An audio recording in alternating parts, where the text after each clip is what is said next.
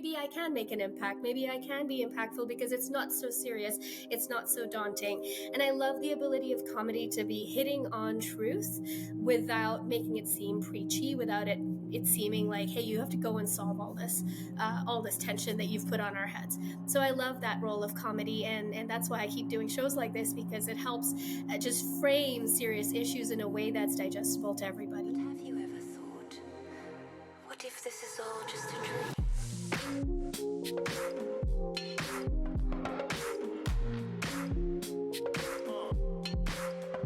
Have you ever thought?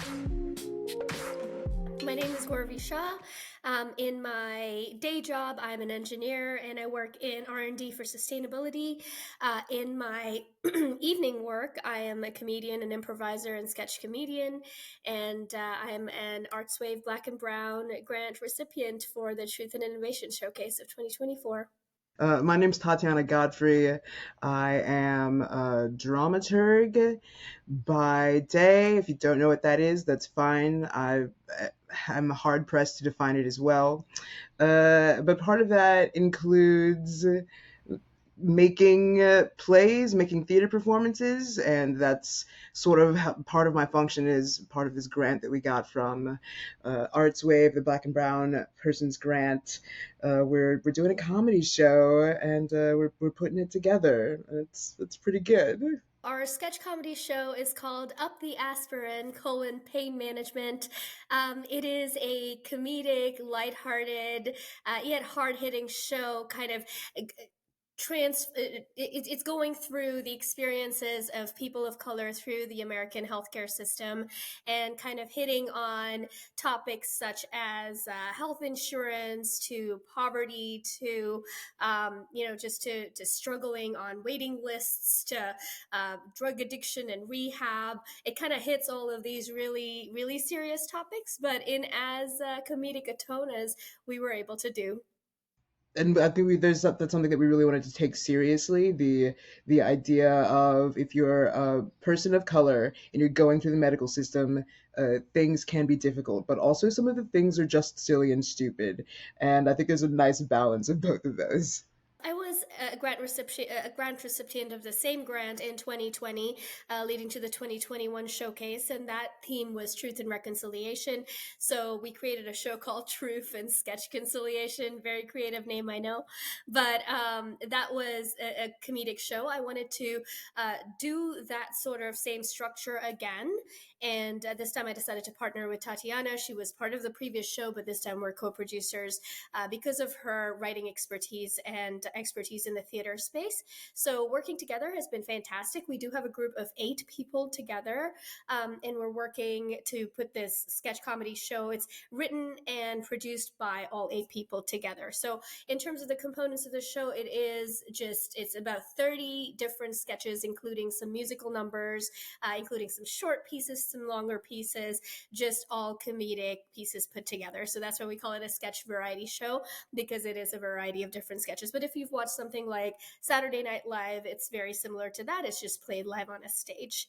The other thing I quickly want to add is it's been great to come together and work and partner with some of our local theaters as well. We had a run in May at the Falcon Theater in Newport that was fantastic, and we're doing it again as part of the showcase at the No Theater in 2 weeks. Sketch comedy is really where it lies. Some of them are musical parodies. I'm a big proponent of that.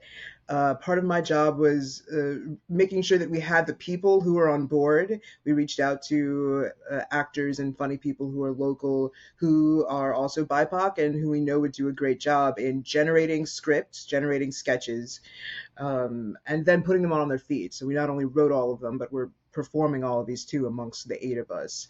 And something that the grant has enabled us to do is to put dollars specifically in the pockets of BIPOC artists in the city, and that's been wonderful.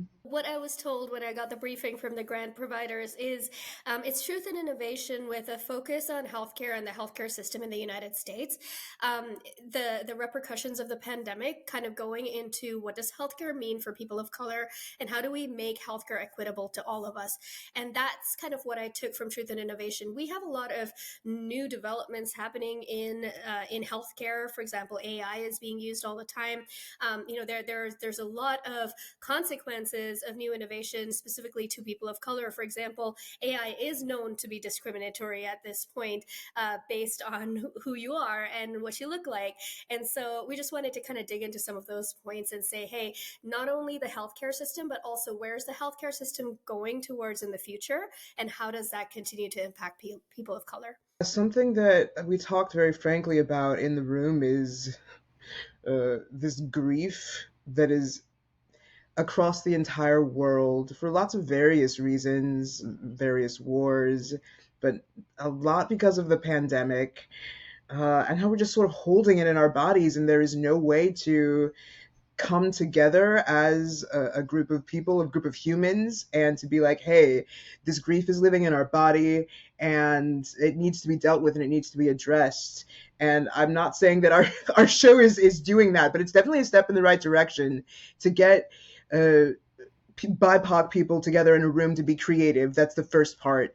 But also inviting audiences in to say, hey, these are things that are here, they're real, they're in our body, and the systems that exist are not making them easier for us. But we're going to talk about them and we're going to laugh about it because it's a lot easier than crying. I started my comedy journey in improv comedy, improvisational comedy at the Second City in Toronto. And I just absolutely love the yes and approach of improv, kind of taking what things are and adding something to it to enhance the meaning of it and to take it further. So that yes and is kind of the tenet I live my whole life with.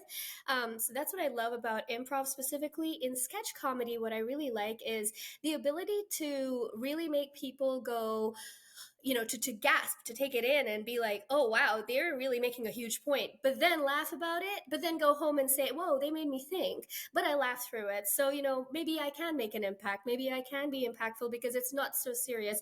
It's not so daunting.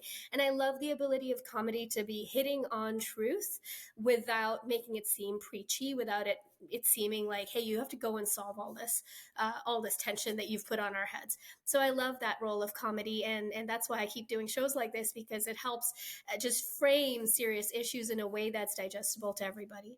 My start was probably also improv. I first had like a serious improv class in acting school at NYU years ago, and my improv teacher is still a writing partner. His name is Josh Lewis, and we've had a lot of serious conversations and not so serious conversations over the years about like the role of comedy in theater. But I'm also like a dramaturg. I'm a theater person, and I think about good storytelling. And so I'm approaching from a place of what I think like character development, because audiences empathize with characters that they know and recognize and they see themselves in. I'm thinking about relationships, and yeah, there's some like spectacle. That's a theatrical thing that perhaps maybe you don't have a lot of conversations about in comedy. Yeah, so both a comedy lens, but also very much a theater lens that I'm bringing to putting together a show. I have one particular sketch that I wrote. It's about a brown woman with Indian parents whose whole life is about getting validation from her parents. And I feel like I wrote that sketch very true to my heart. It's funny because my parents they came and saw the first version of it and they laughed as hard as I did. But that's my truth, is that, there's so many different experiences of each different person of color. So being a person of color is obviously not a monolith. My experiences are totally different from Tatiana's, and that's my truth that kind of comes through this show. Yeah, I'm a black presenting person who is also Puerto Rican. And I have a character that is very much based on my Puerto Rican grandmother, who has this thick Puerto Rican accent and uses folk remedies. I think I called the sketch Puerto Rican Doctor. But that's definitely like pulling from my mother, Lillian, her mother, Doña Luz Perez, and my great grandmother, Maria Guzman. That's definitely me paying with love homage to maybe a not so apparent part of my history and family. I want people to realize that equity in healthcare is something that is achievable and something that we should constantly keep working towards. I also just want people to walk away with empathy and making sure that they're able to treat everybody around them with compassion. And I think that's really what I want them to go with. And also just laugh and have a good time. I think taking away some laughter, being funny. I think putting a bunch of BIPOC people on stage is a radical act, and that we're being centered and being seen. Like that's what I hope that people are taking away from it. That they're being seen, and that our experiences are being heard and seen as well. But if they laugh a lot, that's good. It's a funny show. It's funny.